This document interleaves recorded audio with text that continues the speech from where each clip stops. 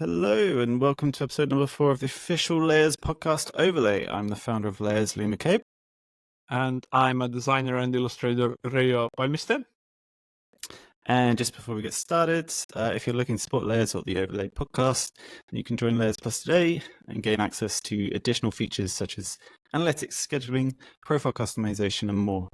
And Overlay listeners can also get a 10% discount off the annual plan using the code OVERLAY10. And now, on with the episode.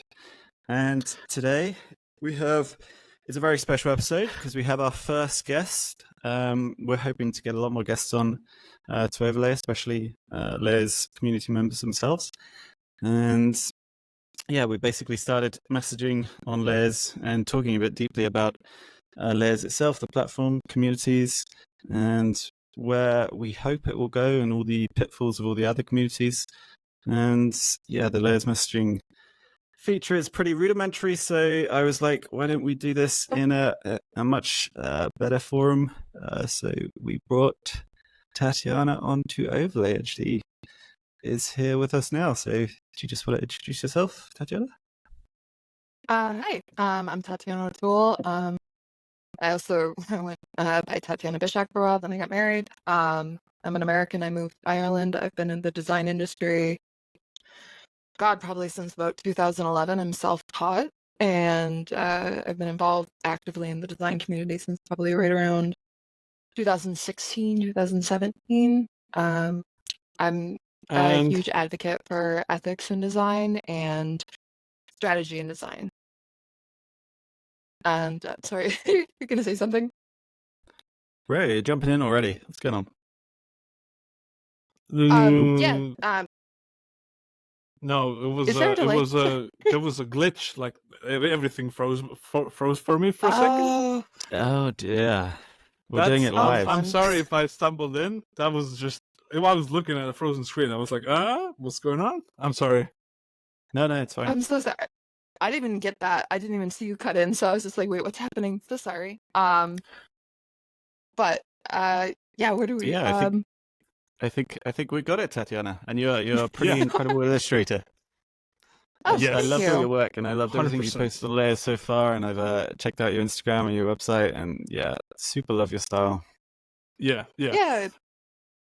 I made the mistake of I met another illustrator. His name is Razvan Vezaju. Absolutely fantastic human being, and he's really well known for his 365s, which is basically design something a day for a year, and he's done them back to back. He's an absolute man. But he we formed this community group, and we got really drunk one night over a video call, and he bullied us into doing a 365 with them, and I was like, fine, I'll do it. And at the time I was really into identity and logo design.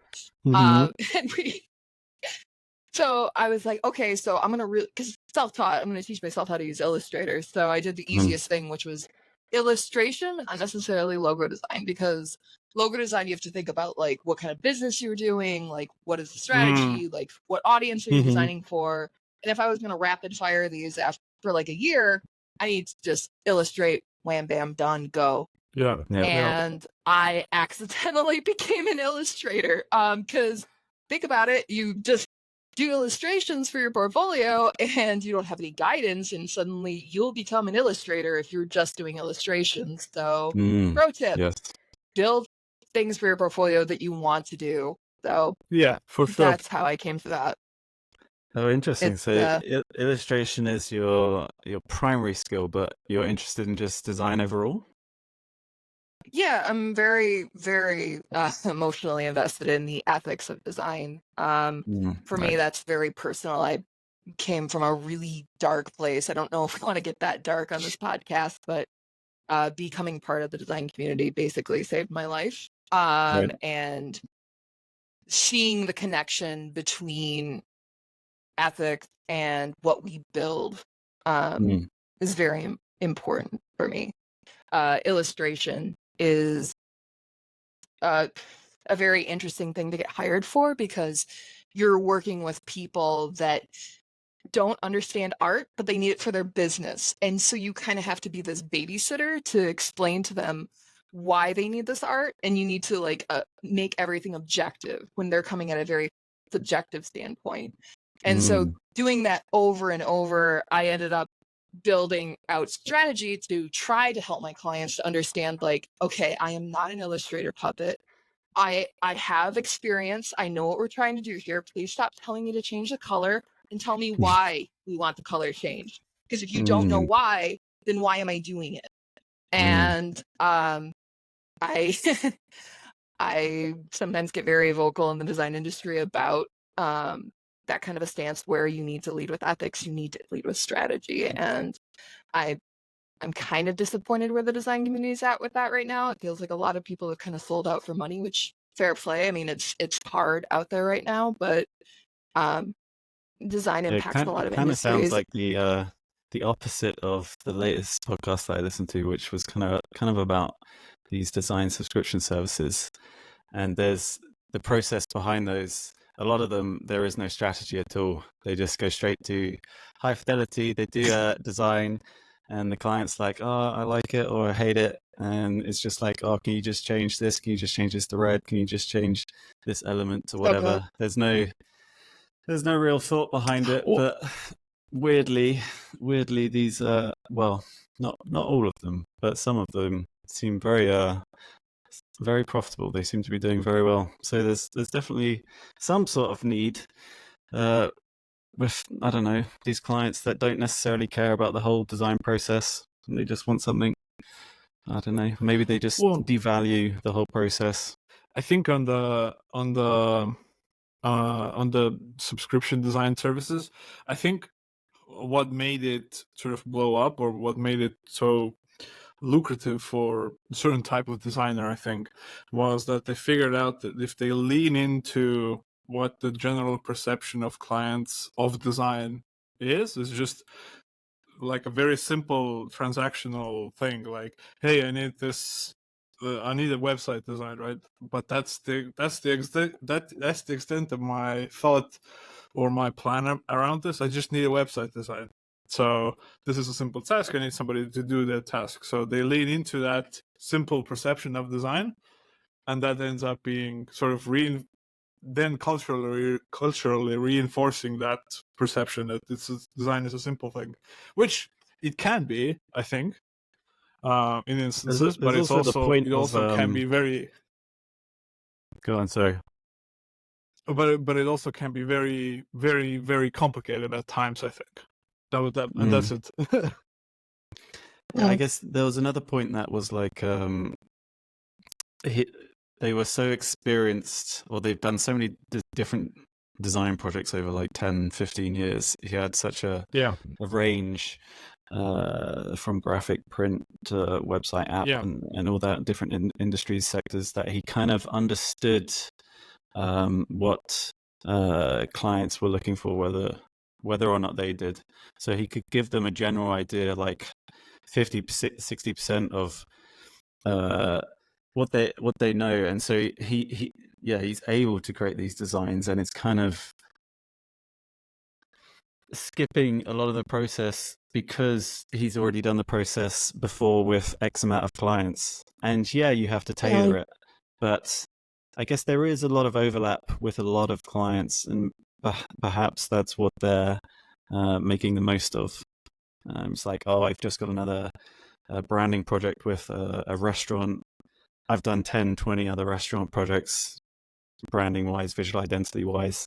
I kind of know the strategy that's behind all of those. I'll just apply that. If I apply it directly, I think I actually, they call it assumption design, right? They take all these assumptions and they just roll with it. That's they create a high fidelity design.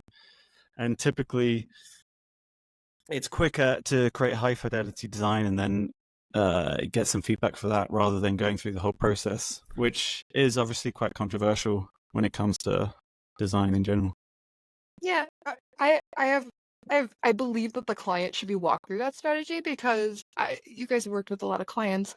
They don't know their ass from their elbow, and they're in the short-term financial trauma where they're just constantly trying to obtain capital, and they're making really bad short-term decisions. Like, they make sense in the short term, but they're not going to pay out in the long run because they're screwing over their audience. And it's really important that those people are walked through that process. You can't just do it for them. What use is that? Like, right now, I'm helping set up an outdoor school here. It's a primary school.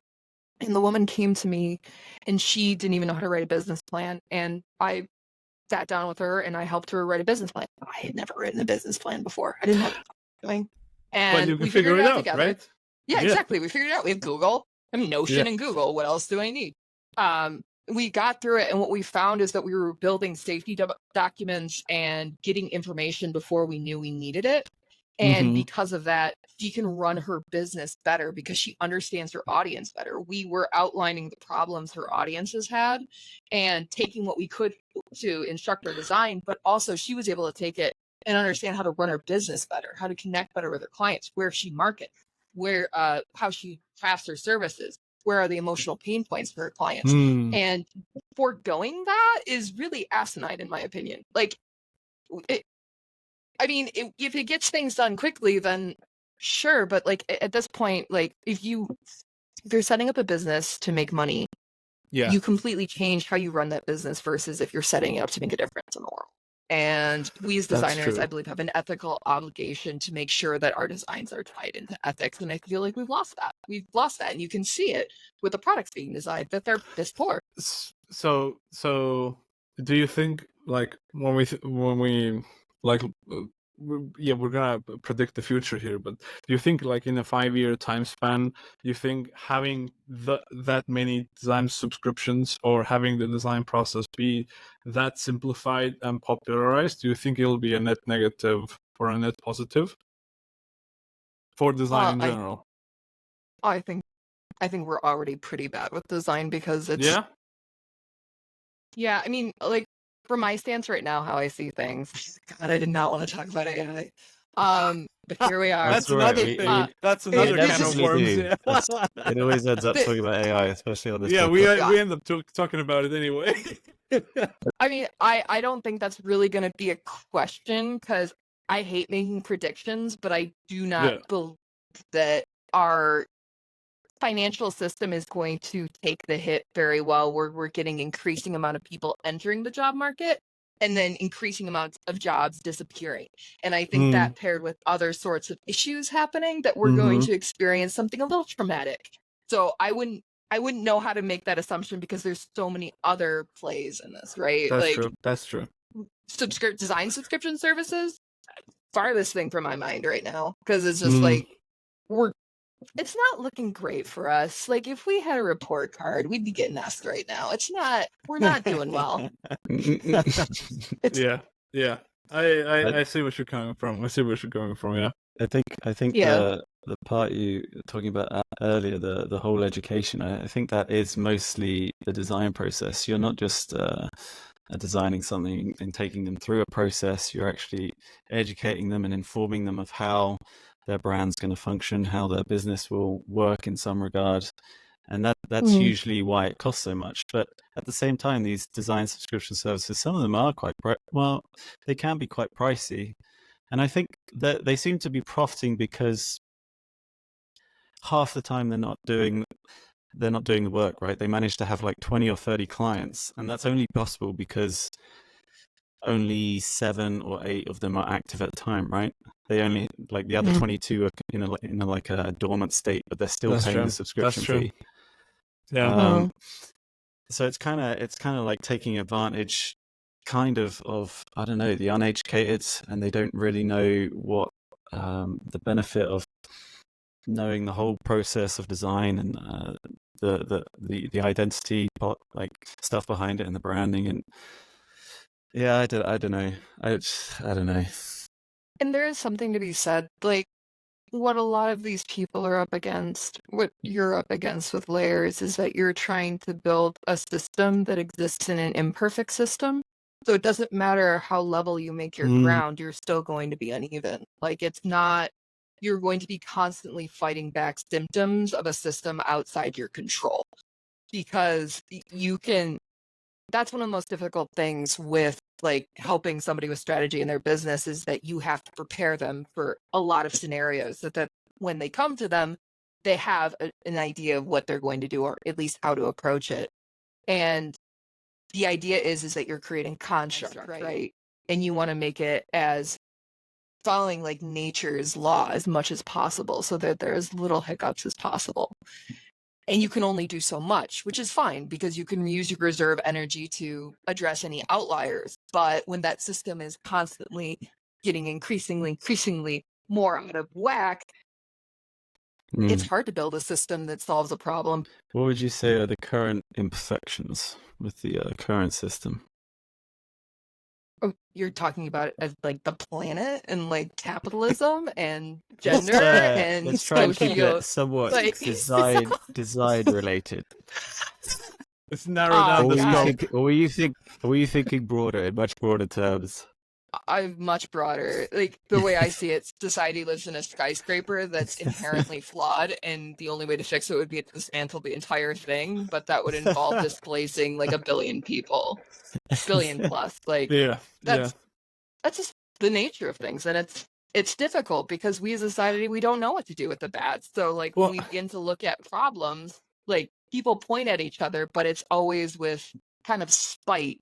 It's always spiteful, and they take it personally because we don't have a sense of, you know, self-esteem, self-value. We take it personally, but we're all flawed. We're all part of this broken system, and the only thing you can really do is address the issues with yourself.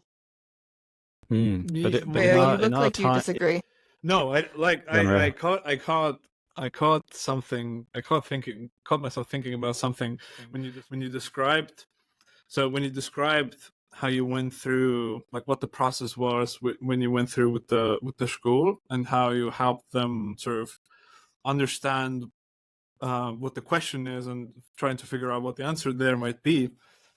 That I feel like I feel like I went through like a small eureka moment for myself, where that process signifies like strong emotional maturity, I feel like, in a professional way, whereas a lot of the design subscriptions lack that specific thing, is emotional maturity. Like, they how they want to process work is, here's a shovel, we need a hole here, like, dig the hole. That's it. That's the extent of the extent of the conversation. Why do we need the hole? Maybe we do not need the hole there at all. Like, exactly. that's like I feel like that's the plethora of design subscriptions available right now is a sign of like missing emotional maturity. And I'm not saying I'm emotionally mature at all. Like, I'm the least. But I feel like that's I just now realized that this is a problem. Yeah, no, but it's like, we're forced to be in this. We're forced to ask, where do you want the whole dog, because we need a paycheck to survive. And then it's like, are you gonna sacrifice your survival in order to like meet some ethical standard? And it's a broken system, because we can't really upset that. And actually, I have a Dutch friend, she's a identity designer. Her name's Lisa Jacobs. She's phenomenal. I love her. We argue all the time, because she's very much in the I'm just trying to survive, dude. And I'm like, we need to burn the system down and destroy everything and rebuild. But also at the same time, I feel like it's very hard for me to judge somebody who just is making ends meet. Like, rent needs to be paid. Like, I need food to survive. Yeah, and that was we kind of had we didn't really have an argument. We had a Dutch conversation, right, where everyone's very open and no one gets offended this morning. And we were talking about, like, I brought up a clip that Sinead O'Connor said a ways back. I think it was in like 1990 something, but she said that creatives have sold out to greed, essentially, that we don't design with ethics anymore. And she was referring to a war. And she said, well, they're just trying to make ends meet. And my point to her was like, it's still greed. You've just discovered what it's like to be inside of greed. It's the bad we don't talk about, right? We would rather label people as evil than actually talk about what forces them to do the actions that make society a little more difficult for one another. They make short-term decisions that screw over the long term. And but sometimes it's hard to know the long term. The short term is usually can have a good intention, but it ends up being quite detrimental overall. For example, a lot of Facebook's original implementations, the like count being one, or the liking a post being one, right? It's such a nothing action. It's very tiny, liking your content, but as soon as you put some sort of count, people start looking at the counts more than the content itself. They make a judgment call. Posts that are just completely ridiculous and propaganda, if they've got tons of likes, they'll get promoted, etc., etc. But it comes from a very somewhat good intent. Well, good intention, not bad intention, right? It's not evil, I don't think. That's evil's a religious construct, right? Like that's a difficult thing to assume, I feel like, or a difficult thing to because good intentions for some could be bad intentions for others, I feel like.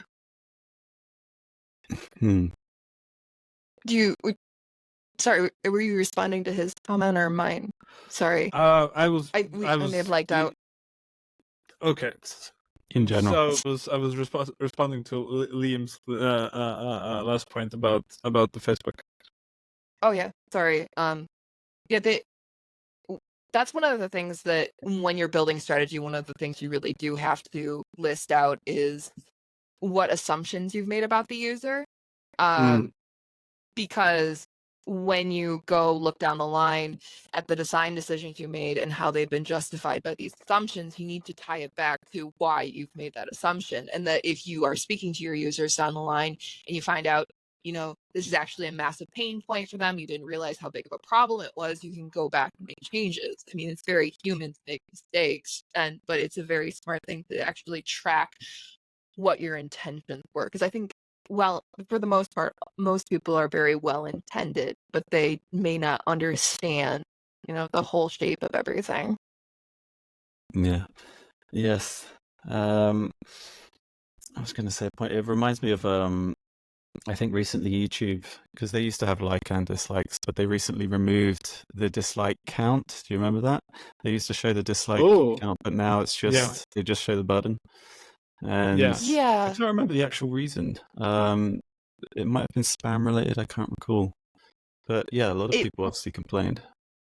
I believe it was because they wanted to kind of remove a lot of the negativity from YouTube, and that was a big part of it, because you could like spam dislike a video, like a Justin Bieber video, and just like, but at the same time, I think that's really important to have that dislike button, because it informs the user how good the information is, right? If you get onto a video of how to replace the spark plugs in your car, and you can only see all the likes to it and not all the dislikes, like it would have been a massive red flag to like let people know, like, this, the guy installs them backwards or something, Yeah. I think it's important. How do you verify that the genuine, that the dislikes are actually appropriate? So and now this is the $1 million question. Do you think layers should have a downvote button? Oh man. I think that I would have to understand a lot more of your guys' strategy before I start making assumptions about what you should do. But as a user, do you want one? Oh God, do I want? Why would I need that? Why would I need to go shit on someone? Why would I need that? Why? It's like, maybe I would downvote AI art because it was generated using my intellectual property with no compensation to me and no consent given. It could be that. Yes. Ideally, if you're looking for something where I can chastise a post, I would prefer if I could report a post for being inappropriate, for having a copyright infringing materials on it, for any sort of like hate speech or violence. That's really what I would like. But probably more than that, right? Because you you visit layers for a certain quality of content that you like. You want to see a certain type of content. It's not necessarily bad or harassment or whatever like that. You kind of want to, like, if it's full of spam posts, for example, or just some kind of clickbait or something that's trying to game the system, but you can recognize it, but the system can't. You kind of want to, I don't want to see this. I want to see more stuff that I'm interested in.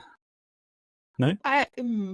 Well, okay, so if you're talking about it in a way where it's going to remain private to me and it's going to customize the way I see things, that's really difficult, right? Because I think one of the biggest problems with the way social medias have gone, you'll hear this cry from a lot of users, is the loss of the chronological feed, the loss of the natural feed. And I think that we shouldn't deviate too far by what you naturally see that people post. I think that it's important to keep people from being inside of an echo chamber. I think it's important that they see a diverse range of content.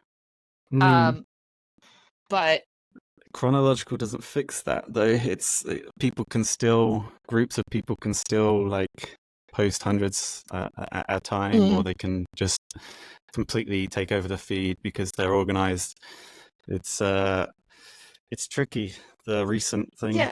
Especially it's also on layers. It'll eventually just turn into a cesspool of spam and shitty content, and there'll be diamonds in the rough there. But you have to be able to create that and put it in a feed that's digestible to most people, the majority of people on the platform. So I got on Dribbble in about 2016. I got an invite from Hayden Obey, who I'd met through Skillshare. He was one of the top Skillshare teachers there, and he found out that essentially I was a very isolated designer in a really abusive work situation, and I had just gotten I just got essayed, basically, and I was agoraphobic and hiding in my house. I couldn't go outside. I lost all my friends. It was a very bad situation. And I was in this work environment where it was very much like,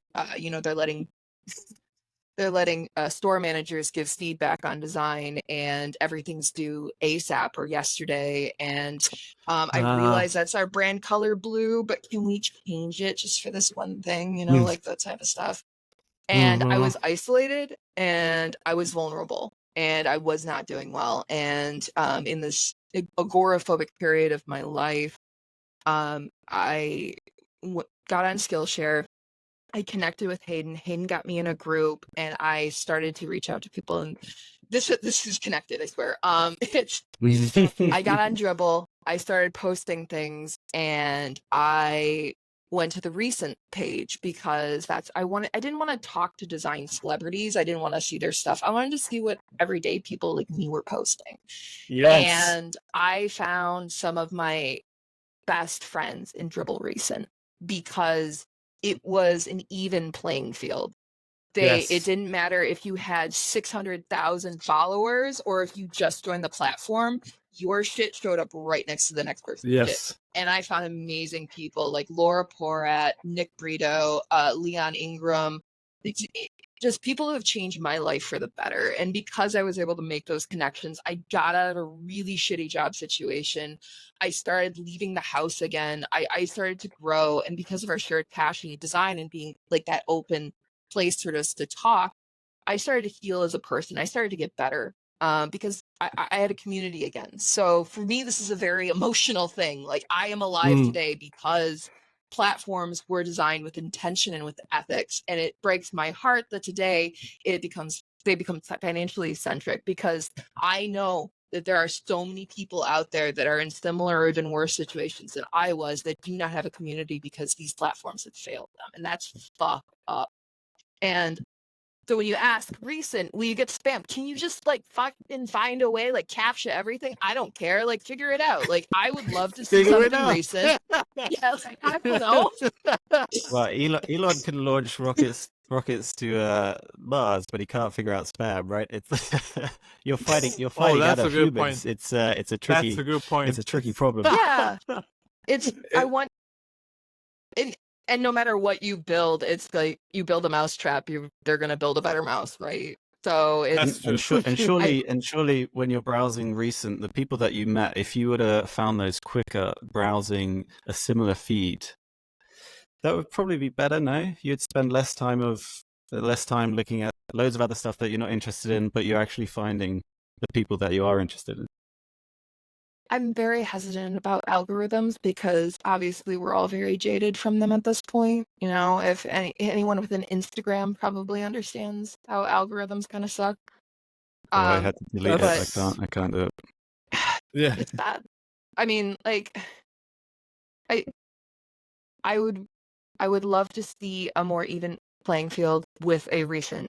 I understand that Dribbble removed it so that they didn't show the spam, because like we used to go on there and we'd like find the spam, like the cockfighting, the porn sites, the gambling sites, the drugs, and we'd be like, "Hey, Dribbble, did you see this cockfighting site?" And they're just like, nope. And eventually they just stopped it, which was really sad because it's a very difficult problem, right? If you have thousands of posts being posted like a second, I'm not saying Dribbble got to that point, but well, it might be at that point, but it's like, how do you browse that stuff? How you it's fine when it's small, like you can find some good people, but as soon as you're at a large enough scale, and you refresh and you just get 10,000 new posts, you're like, oh man, is this useful? Is this useful? I'm sure. There are great people in here, but it's going to take a lot of work on my side, on the member side, to actually find these people. But yeah, if you can reduce the spam and reduce the low quality content, but then that's another question of what determines what's low quality. It's recent is tricky. I can leave it up there. And I can do tests, right? And I can be like, see if people are using it the same amount month on month. But if it goes down, it's going to be hard to be like, should I keep this up if very few people are using it? I mean, at the same time, is there a reason for even removing it? The thing is, other things might take priority, right? Some new features might come in that are far more valuable or useful, and they might be have a bit more prominence. So just one thing, there was a app, because there's been several apps that have tried to become like the epicenter of art and design social media, right? Since the fall of Dribbble.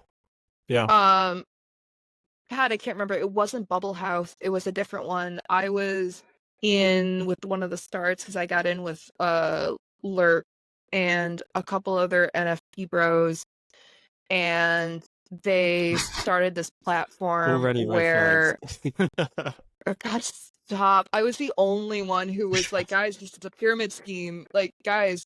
And like, oh God, we used to get so I got my first NFT. I was like, guys, did you like we're shilling? Like this have you not read about any sort of anyway. Shut up, I'm making loads of money. Yeah, exactly. Oh God! And then the DNKG joined the party late. Like they were like one of the biggest illustration like celebrity duo in like the States, and they were like, "Hey guys, we launched NFTs," and everyone's like, "Where have you been? Are you okay?" But sorry. Anyway, there was this platform that one of the things that they were trying to do was how do they handle the recent, and they ended up selecting key members of like their community to actually be the people to pick what would go into the recent to be discoverable. And it was kind of like a Tinder setup in the app. You swiped right if you like it, you swipe I don't know, I haven't Tinder, but like is the swipey thing with the art and it came up on your thing. And so art is subjective, right? Design is objective. If you're like putting people in that position where they're like very quickly supposed to make a very subjective decision about design when they don't have the strategy, they don't understand the audiences, they don't understand what like that's not really a healthy habit you want to instill on your users. So I would be against that. But that I also wanted to bring that up because that is one platform solution. I don't know how they're doing. I got away from them because then they started to get into NFTs more and I just backed away. Kind of like I think there needs to be a criteria for doing that. But I do like that idea because like you say, people are tired of algorithms, and I do feel you do need algorithms to remove a lot of the shit and to try and tailor some content, because basically people browse websites and apps based on the content, and if they like the content, they'll use the Apple website more. If they don't like the content they see, I probably use it less. God, I just immediately lost my train of thought. What was it? It's a very difficult problem to Remind solve. me. Yes, it's a very difficult problem. Yeah, that's it. But I do like the human aspect of it. I think it's worth trying to combine an algorithm type feed mixed with some sort of human level curation.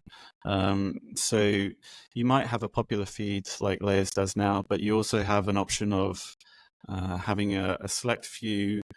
I mean, you kind of have it now because it's open to all. The disliking that essentially is leaving it to humans, but group of people, maybe it's like a jury, like in awards, that have X amount of experience. They know what they're looking at, and the Layers is kind of agreed on maybe what type of content they want to try and promote. It's like it's difficult to like try and choose which content you want to display and ignore everything else, but kind of have a criteria that these people can work towards, and then they can use that to give a boost to the post or dislike posts that don't fit that agenda. But at the same time, does that make it subjectively better?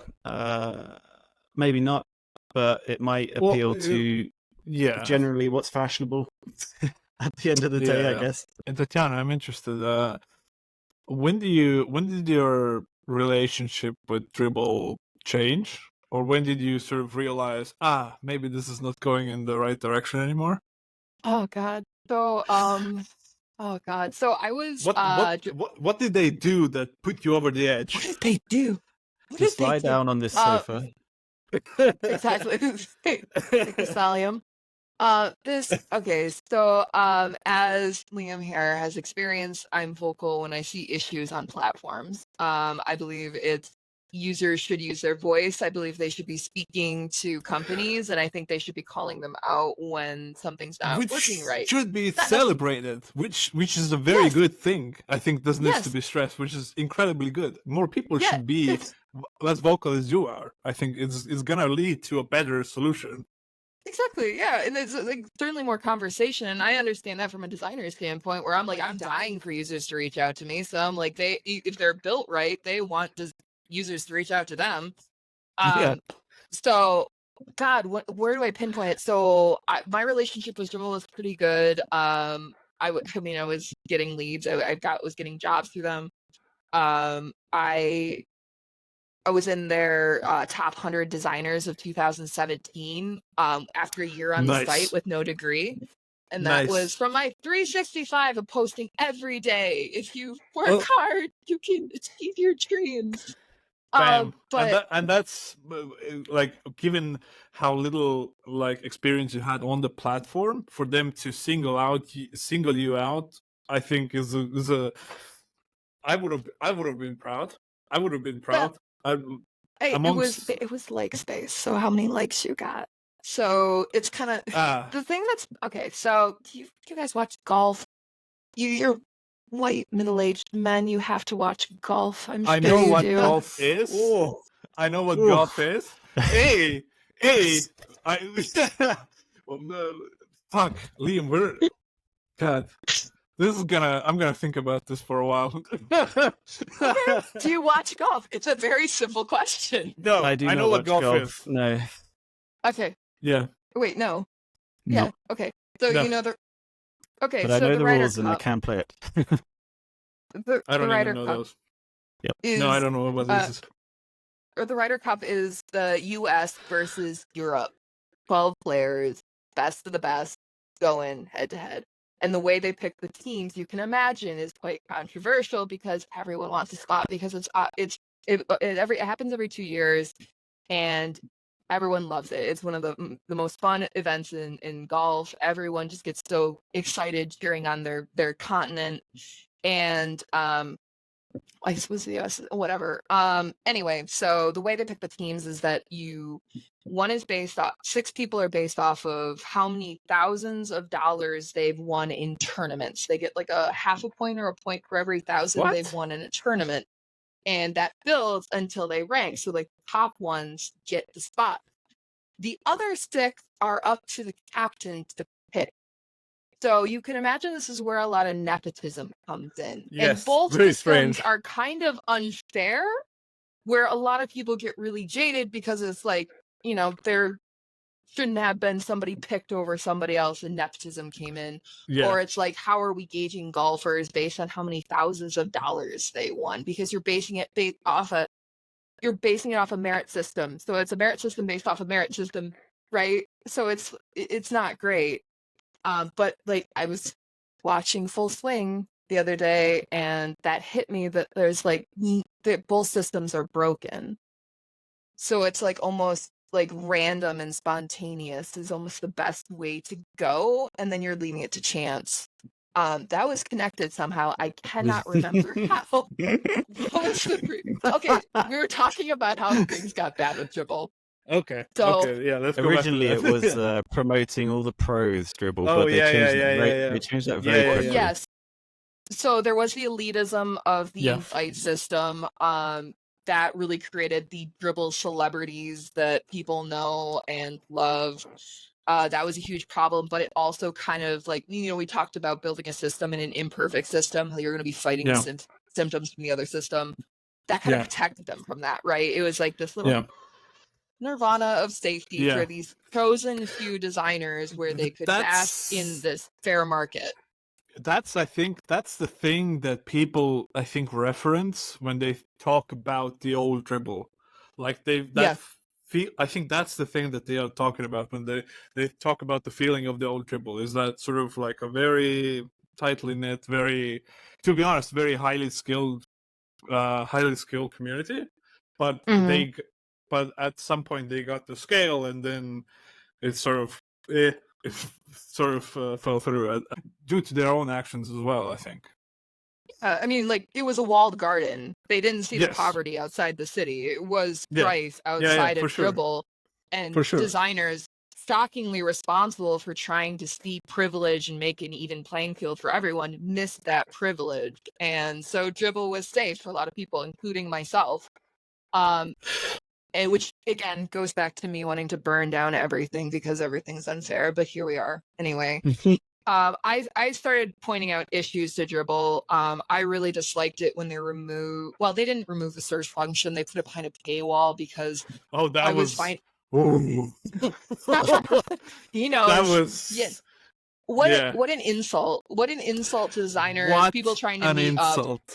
It was like, I remember I was starting to climb the ranks of followers, and for me, it was a very fun game to see how close I get to being the top in Michigan, like my home state.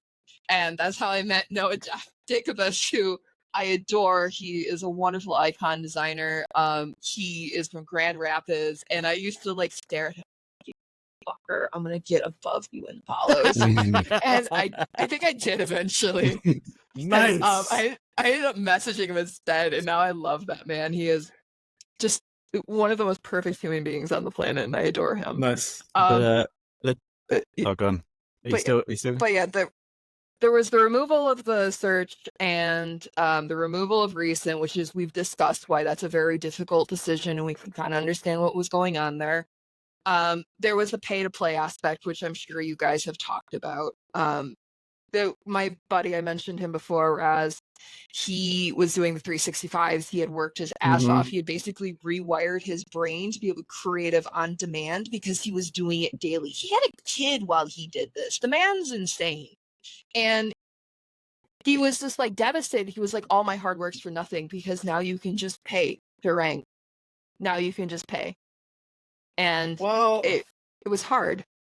Yeah, if you don't give that any thought, you can do it with a yeah, obviously a good intent. It's like, oh, people are paying Layers Plus premium subscriptions. They're supporting Layers, so I'd love to support them back.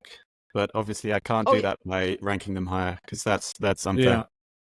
Yeah. Can I quantify the pay to play? Sorry, can I quantify that? Boosted posts.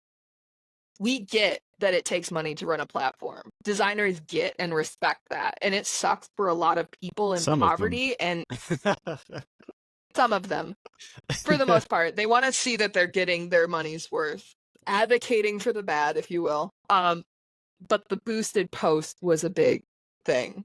Like, and I think that there does need to be a free option for people, because you were going to get people who are financially devastated. They cannot get their work, and that's where the unfairness comes from, where it's that kind of pay to play. But I'm talking about boosted posts mainly. Sorry, clarifying Actually, that. I don't think boosted posts are as bad. I think the main issue was that pro members and also teams were just promoted to the front page, right? There was no other people who hadn't subscribed. You'd have to scroll for a while.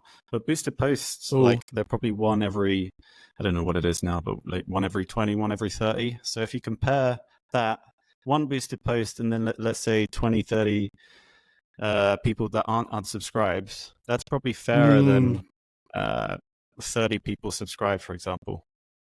Because you're at least you're promoting one person who's supporting you and paying you, and the rest you're just promoting, irregardless of if they're supporting Layers or Dribbble or whatever. This is indicative of how little I use Dribbble nowadays. Can you tell which is a boosted post and which is not? Yeah. I'm pretty sure they label it, right? I haven't. Now that I think of it, I couldn't tell you what the UI looks like around a boosted post. So I think that they kind of look similar. I was really annoyed when people go to this was a big controversial thing that I just remembered. People going to your profile to do your work, and they would advertise other competing designers under your work. What? I remember that. Oh yeah, no, you like, there's your image, and it's like, you like this, you might also like, and then it would just be like a ton of people. Motherfuckers. This is like that was bad. I got into a conversation with Michael Sacca. He was, God, I can't remember what his position at Dribbble was, but he was like one of the people that ran shit. Like management? Yeah. Yeah. He I got, one of the things I advocate for is in promotions by individuals to social media platforms like Dribbble, I advocate for the equal sharing of men and women, because design tends to be a bit of a boys' club. I mean, once you see it, you can't unsee it. Like, you can go through like design podcasts where you can just see male, male, male, male, male, and then there's like 100 down, like there's like combo breaker, one woman. And then it just keeps going. And one of the things I was having with the new search is that they allowed for about 50 designers. You could toggle between individuals and teams. Out of those designers, I think it showed like 25 at a time. It was like 23 of them would be men and 2 would be women. And that was just like the sample they would show to give you a taste of what the results would be. And I brought this up to Michael, and I was like, hey, did you know that these designers are going to get a disproportionate amount of job inquiries, and they're all men? Can you shake your little bottle up a little bit more before pouring out a sample? And they all happen to be design celebs, because there's like one of the women would only like be the Hood sisters, and no hate to the Hood sisters, they're fantastic. But like, that's like the token female designer people think of. They're like panic, and they're like, oh, the Hood sisters. Anyway, but I brought that up to Michael, and he told me that they wouldn't be able to control that because they didn't gather that data about their users. And I was like, well, how are you going to address it? And I don't know if I fully believe you. I feel like this is a very cop-out excuse. So that was one of my biggest issues with Dribbble, and I called them out publicly, which you have to be very careful about doing, or you'll end up like Timothy Reynolds. Well, yes. Like, you say that, but I've been bullying Dribbble on Twitter for a long time.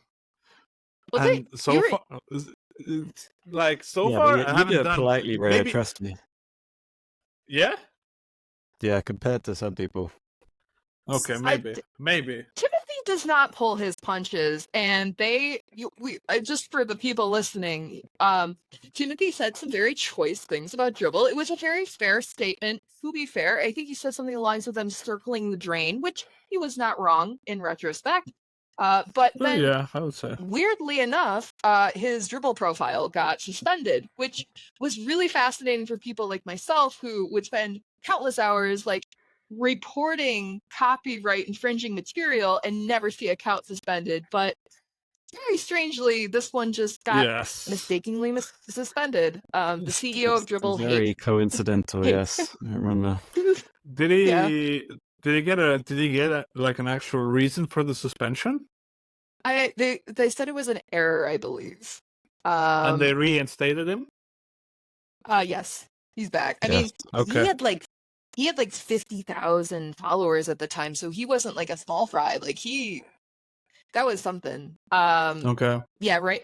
I know he's been calling Dribbble out for not upholding their terms and conditions of AI generated material. And they have been taking down AI content. But I believe it looks like they're not taking down AI content of paid platforms. So if the platforms pay, they let them stay. So, Yikes. Yikes. Yeah. Should layers allow AI generated content? Not until it's ethical, and I don't think it ever can be ethical. Because like what are we doing with design if we just throw ethics to the wind? We're making a satirical art of what makes money. Like there has to be a line. It is becoming a shell of itself. It's very like I remember having conversations with people like a year and a half ago, when the NFTs were the biggest, newest hype on various platforms. And I remember telling people, like, you're worried about NFTs right now. Like, you're worried about people producing a lot of, like, what you could call garbage or, like, whatever, just throw away trash. That's the thing you're worried about. You're worried about getting wet in the rain when there's a hurricane coming. Like, we're going to have an artificially generated art very soon. That's the thing you should be worried about. NFTs are like, that's just roadside now. We don't have to worry about that anymore. We're now the genie is out of the bottle. We're fucked. I was one of the first people to figure out where they trained their data. I grabbed one of my buddies who's more on the developer side of things, and I had gotten an argument with an AI bro on Twitter. God, September I think was last year. As you do. And he had set up a platform to sell AI generated stock photography, and I asked him a simple question. I said, "Hey there, where did you get your training data?" And he was like, "I don't know. Depends on what stability.ai did." So I trotted over to their little Twitter account, and I saw stuff by Warner Brothers and Fox and Lucasfilms all there, and I was like, so a lot of their content seems to have IP like protected stuff in it. Are you concerned about this at all? He blocked me, and I am petty. And so I made it my life goal for about a week to figure out where the fuck they were getting the training data, because it was very hidden. And then I fell down the rabbit hole. I stumbled across LayIon, and I was like, what the hell is this? And I kept reading things about the Common Crawl. I'm like, there's no way they would have used the Common Crawl. There's no way. There's no way they would have trained it off of the Common Crawl. And I brought my developer buddy, and I was like, please make it make sense, because I am just an illustrator. Please make this make sense. And he came in. And he was like, yeah, they trained it off the Common Crawl between 2014 and 2021. And then we were able to look at like the 5 billion image database. All of my images were scraped from Dribbble, because I used very unique hashtags for Dribbble, because the hashtags used for Dribbble are going to be different than Instagram, because on Instagram, you need to tell it's illustration. You need to say it's design. You need to say it's art. To really niche it down. But on Dribbble, you don't necessarily need to do that. So those hashtags were unique to Dribbble.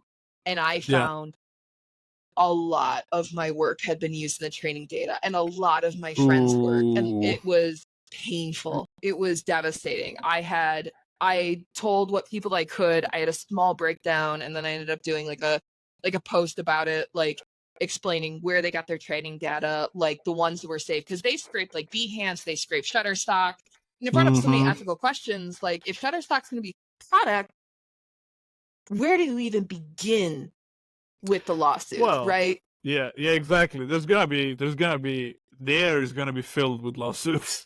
Yeah, we've entered a new dimension of what it means to steal, and Copyright Office. I contacted my lawyer, who's like in Travers and back in Michigan, and I'm like, hey, do you have a second to talk about AI generated stuff? And I was like explaining it to him. He's like, there's no way they would have used a common crawl, and I'm like, that's what I said, and we just sat there and was like, wow, the Copyright Office is going to take about 10 to 15 years to catch up to this. I'm like, so cool. Wow. We're fucked. But how far from the original art does it have to go to be something, quote unquote, original or new? Okay. So remember how we were talking about imperfect systems? Copyright is one of them, because capitalism is flawed, because art and education shouldn't have a price on them. Education should flow freely between humans because it is helping us grow and have a better society, right? But that doesn't work for art and capitalism, because I need to get paid. So I need to force scarcity on my artwork, right? So I need to copyright it so people can't copy it, so I can force people to give me money if they want to use my art, right? So it's hard to say exactly how do you approach this and how many degrees away it has to be, right? Because art should be derivative. I should be able to make a Statue of Liberty out of hot dogs, right? And I shouldn't be copyright infringing. I should be able to take what's something really protected right now, Mickey Mouse, not Steamboat Willie, and I don't know, make a full-blown porno. Like, I should be able to do that because we're humans and we're connecting and we're talking about communication and language and growth and education. Like, you can't stop that. So anyway, when you get to copyright, it's a little more complicated, but what the rub is on AI is that it has to be human made. A computer can't make it. This started with the monkeys making the art.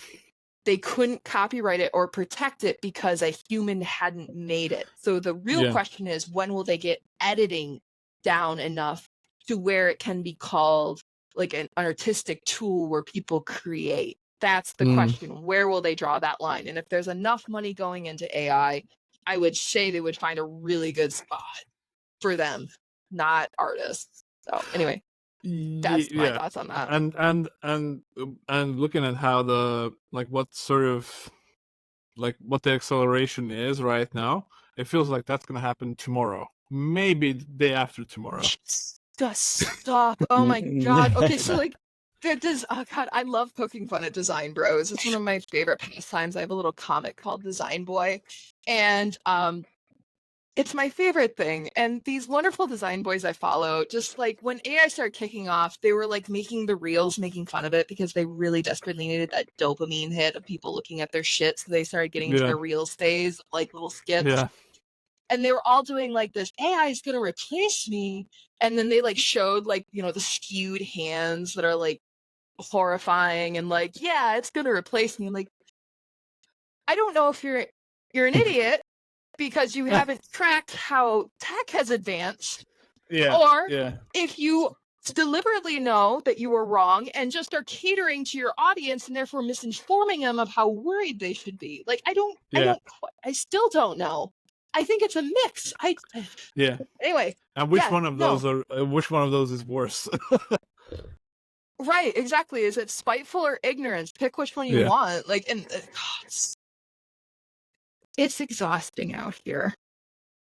Are you concerned at all about AI, Tatiana, or are you more with Reijo? No, I'm fine with it.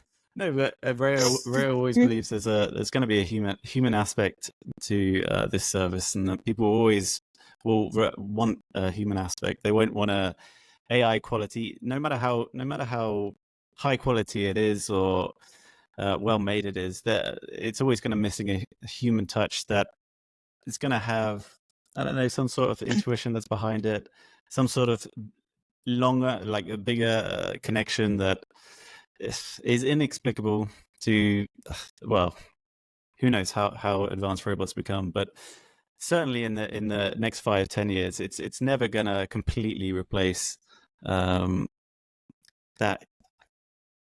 like I say, inexplicable human element to the strategy behind it, the meaning behind it, the reason behind the whole final piece.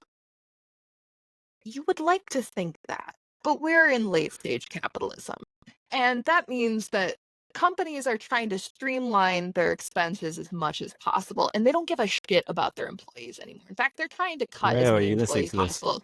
I like crap has to. my it's very interesting. Like I generally agree with a lot of your points. I feel like we do inhabit a system that's not ideal.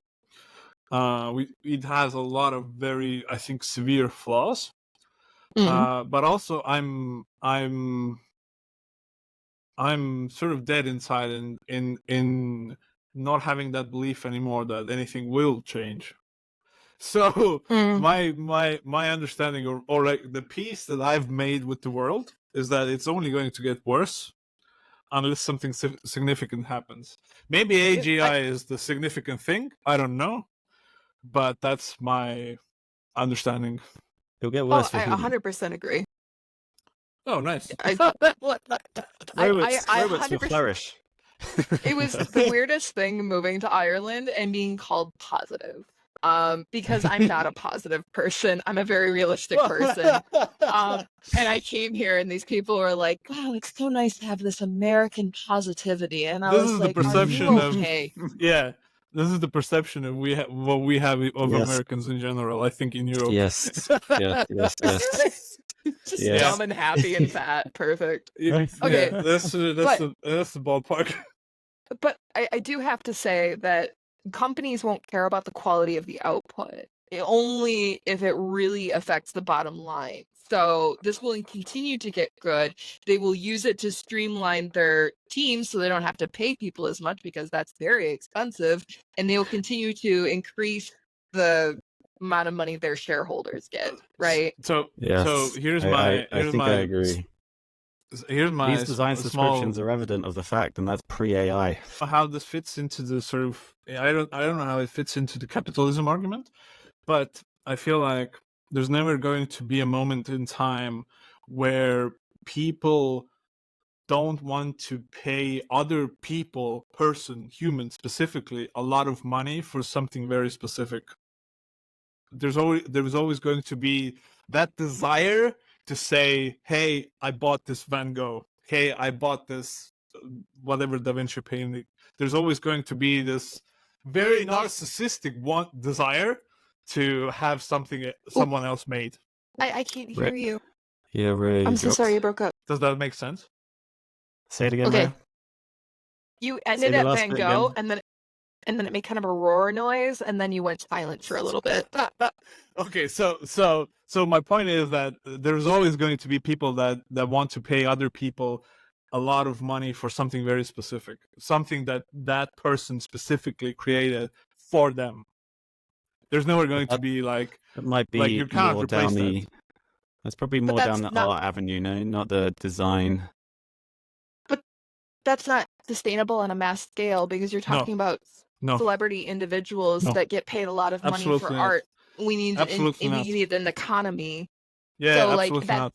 And that's something that Americans have really struggled with because we have been forced into really unhealthy work practices by companies hanging this carrot that will make it, that will be wealthy and we'll be able to take care of our families, we'll be able to provide for ourselves if we just work a little bit harder, which is why so many people look like at Americans like they have some sort of like meth addiction because they're so ingrained in work. And it's been really unhealthy. And I think having that kind of like celebrity status, like, well, they're all these celebrity artists. I think that's not scalable. That's not practical. We need an economy. We need people paid real things. I agree with you totally. That's not a scalable solution. However, I'll buy your work, Rare. Don't worry, I'll buy it. That I think. First of all, I'm glad, NFT, but at the same time, I think that's going to be the only NFT. that's going to be the status quo. When you have that many powerful tools to create powerful imagery without having a human be a part of the process, that's gonna be how it's gonna be. I think. Maybe that's just incredibly cynical and pessimistic, but I feel like that's how it's gonna be. Could you repeat that point again? Because I think you broke up for your entire point. Like you led up to your point and then disappeared and then came back in. And I need to hear this point because you're like, and that's how I think it'll be. And I don't. It's clear that the AI is listening already, and it's just exactly like silence him. Yeah. So I feel I agree with your point that it's not scalable at all. That sort of like celebrity status transaction, that's not scalable, but that's how it's going to be if you want to make art, because it will be too simple to have like a replacement, or like a placeholder image or placeholder art created by something that's not human. You have to be a celebrity to make a living in this, whatever the next stage of the economy is. I think that's heartbreaking. That's fucked up. Yes, it is. It's miserable, but I think that's where we're going. Yeah, I mean, like, what does that do to a culture, right? Because I think, like, are you guys passionate about what you do? Do you actually like what you do? Are you fulfilled by it? Like, don't lie. Like, tell me the truth. Like, how do you feel about the jobs you have? I don't have a job. Wait. Liam, do you have a job? Let me lie down. I mean, I am more fulfilled than I have ever been. That doesn't mean I'm completely fulfilled. Yeah. I agree with that. But I'm certainly getting there. And that's starting layers. Yeah, I think so, yeah. Because it's a combination of everything I've learned and releasing it so that people can use it. So it's like, I'm kind of at a touch point, I think. Yeah. Good.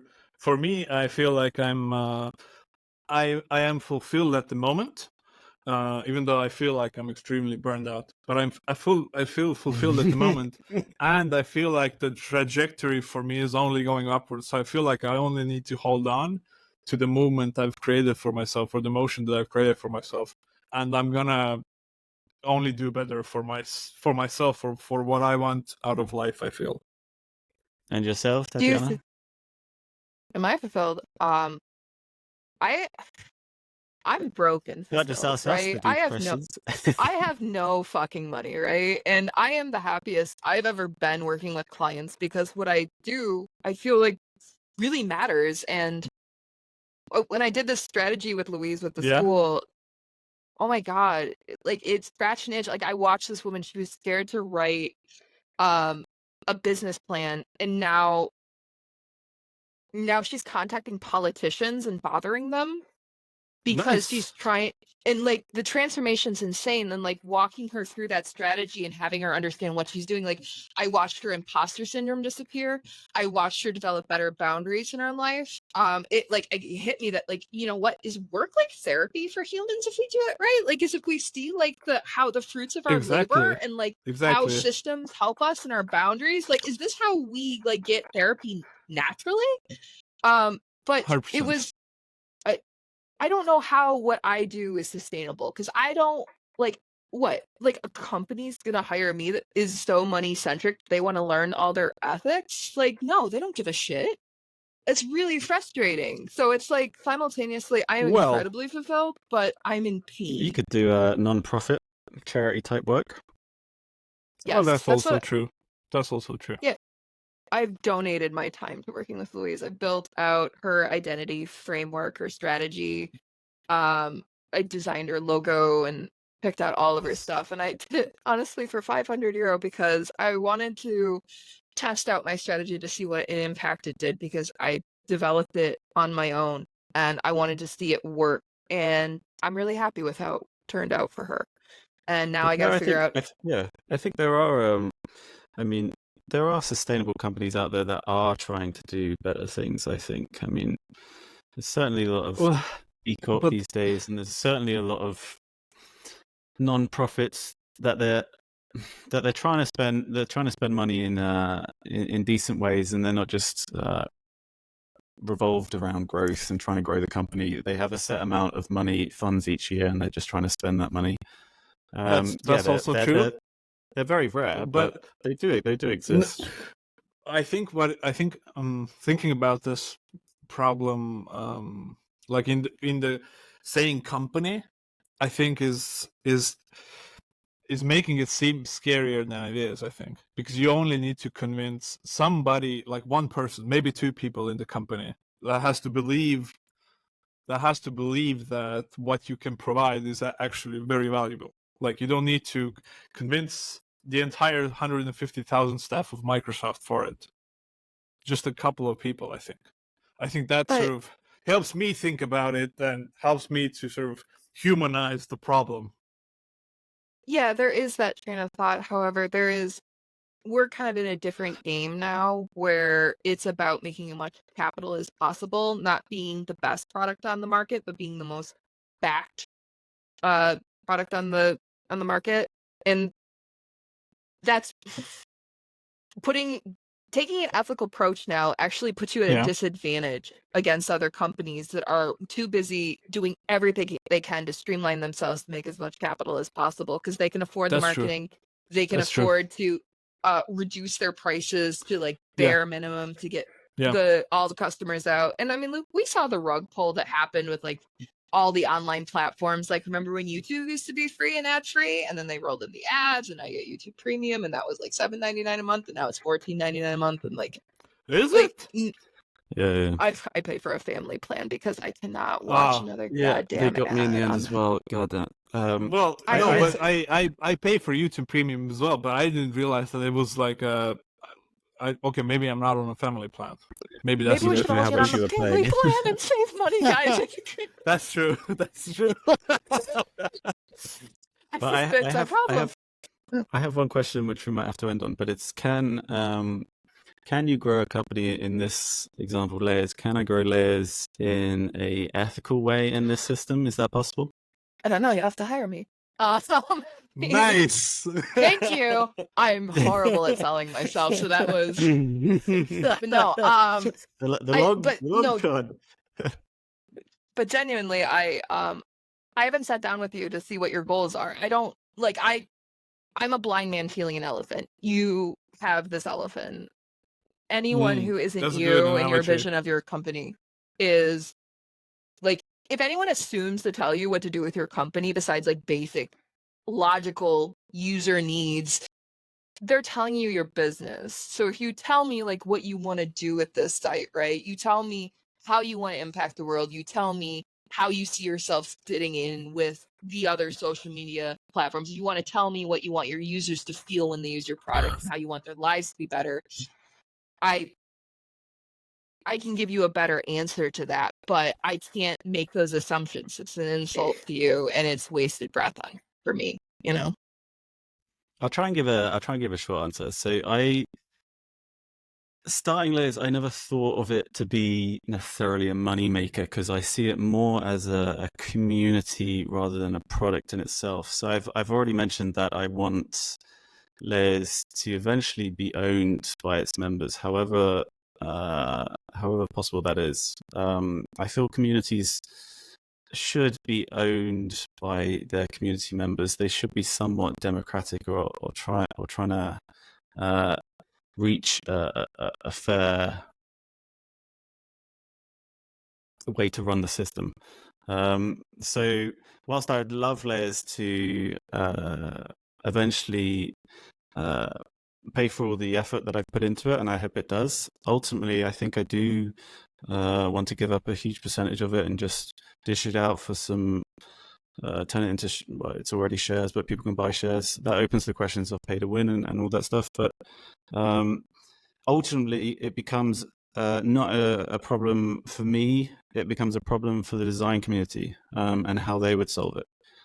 So yeah, what I value most now with layers is just the people I've met, the relationships I've made, and the project itself has been great. Designing and building something and releasing it to the world and people actually using it is incredibly fulfilling. It's potentially short term, but I see the relationships that I've made hopefully a bit more longer term, and I'm trying to instill that into the actual community as well. It's not. You shouldn't think of posting day to day things that people want to see, getting those likes. Whilst it can getting be those good, likes. whilst it can be good, Where am I growing your supposed to get? whilst it Where can be am I good, supposed growing to your get my reputation, endorphin rush? Right? somewhere else. God damn it! That's a problem. Yeah. Like, you outlined a problem like somewhere else. Yeah. But Sorry, keep going. It's been a challenge, and so far, it continues to grow. So I'm quite interested to see if it will still grow in its current state. Like a lot of people seem to think that you need these things, but currently Layers is proving them wrong. Whether I don't know why. The like removal. I would like to address this. Also labeling comments as feedback. Oh, I don't don't know even if like comments. You know, the comments. They're just pointless. I think. Okay. Unless you actually encourage proper feedback. Okay. The current Yeah. system So that's in place now is pretty pointless, I think. So although the nice colors. it does emphasize engagement, and people want to use something that's being used. So it's like if they see comments, they're like, "Oh, this platform's actually active. Maybe I'll be active on it." So we Whether- didn't get to talk about this part of things, and I know that we're getting close on time. And honestly, I could keep talking for another 5 hours because I have lots. We're gonna have to do a part but 2. You're gonna have to come back. Yes, Tatiana. we have to do a part 2 because it's been super, super, super fun. Well, I think that one thing we don't really talk about is the shift of audience on Dribbble, because Dribbble was initially meant to be a community between designers, and then when you interject clients who will pay money, that changed everything about how people posted, because people were initially supposed to post works in progress, right? Yeah. And when you're trying to get hired by clients, that's the last thing you want to post. You want everything to be like beautiful. And the likes thing. I genuinely do not know if I'm right or wrong. And I need lots of time to think about this, because Mama wants her endorphin rush, okay? I want to feel good. I want to go viral. I want to get have my phone keep buzzing back in the old days with Instagram, where it's just like after like. You don't need that. Like if that's no. If that's what keeps you working and keeps you fulfilled in the motion of working, that's fine, I think. If that keeps you producing work that you love, that's excellent. I think that there is. Shouldn't you just be doing it because you love it? No, I think you're onto something. No, I'm not saying I'm right. I'm saying what I feel. Just because I feel something doesn't mean I'm right. It's very complicated for humans there, but you're not wrong, because it's validation, right? And then when I'm not getting that, I fall into a depressed state and become like one of those people that like stares out a window and cries. Like, it's bad to set your value on other people's actions, right? How much they say. But at the same time, I think that engagement is a really nice way for people to nod at each other. But the thing is it's been used in disingenuous ways for so long. Yes. Because nice colors isn't mean nice colors. It means come check out my profile because I left you feedback in that small endorphin rush, and please follow me. Thank you. Yes. And it can also be difficult. nice colors, 1% of the time. I mean, God, That's oh my true. God, I have. There's Trust me, I've been close to writing that. Same. I'm like, oh damn, nice palette. Wait a minute. Wait a fucking minute, right? Whenever I leave feedback, God, I'm saying feedback now. Whenever I leave comments and stuff now, I make sure that it is specific. It is directed. It cannot be copy and pasted to another thing. And God, it's so much to talk about. I didn't even address any of the questions I had written down for you guys. Like, I have a Notion document that I've written out. It's good. Beautiful. It's good. No, we'll call it there. We'll call this hopefully a part 1, Tatiana, and you'll join us for a part 2. We do this every 2 weeks. We do this every 2 weeks, so we'd love to bring you back. But yeah, we'll end it there now. That's about an hour 20. So that's been amazing. if you do have any questions or feedback for us here on Overlay, then please, we've got an email. It's overlay@layers.to. We'd actually love to hear your thoughts. I mean, Overlay is still pretty small now, so it's like. But there are people downloading and listening. So people are dozens of us. Like one is good for me. One is good for me. That's me. But yeah, I'd love to. I'd love to actually get some responses and feedback on this. It's probably best to share on Twitter. I think I'll share on X. And Overlay is available everywhere now. We publish on Transistor, so it gets posted on Apple Podcasts, Spotify, everywhere. Your favorite service or whatever. So if you can review us, that'd be great. Rate us, leave any comments, and we're also posting on YouTube now. And hopefully, the future episodes, I'll try and improve my production. We'll try and get it tip top, 4K resolution, and all that jazz. Beautiful. Cool. And yes, and actually have somewhat decent background just in case you get bored. Yeah. Cool. Yeah. I'm like looking through a water painting. Need something like nice and distractive. A Photoshop filter from 2001. Well, at least I hear him good. That's enough. That's enough for me. That's actually good inspiration. I will do that. I'm Liam P. McCabe on X. I'm Reijo Wright on X, and I'm Tatiana O'Toole. I'm pretty much Dharma creative on everything. And you can follow me there, or like go follow somebody who looks different than you, different gender, different ability, different skin tone, that's whatever. A beautiful call. Yeah. Go follow somebody. If you follow me, very cool. But go diversify your following and learn from people that are different from you, so that your design scales to multiple people from different walks of life. Thank you. Perfect. Thank you all. Beautiful. See you later. Thank you. Bye-bye.